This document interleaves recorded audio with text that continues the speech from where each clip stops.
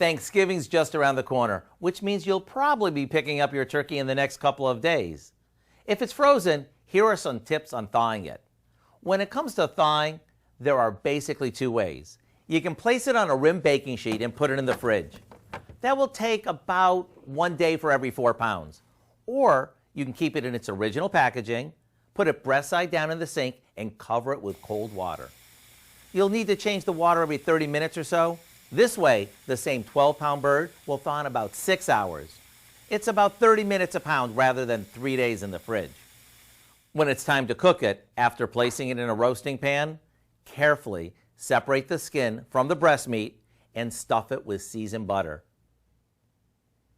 Then stuff the cavity with some onions and celery, and make sure you secure the legs and slather the skin with even more of our seasoned butter before roasting it off. When it's golden and the internal temperature in the breast is 180 degrees, it's done. Between all the buttery richness under and over the skin and all the basting, this promises to be one of the juiciest and most flavor-packed birds ever. I do hope you'll go online and get the recipe for our herb butter roasted turkey, along with our thawing instructions, so you can have a turkey that is truly the star of this year's feast.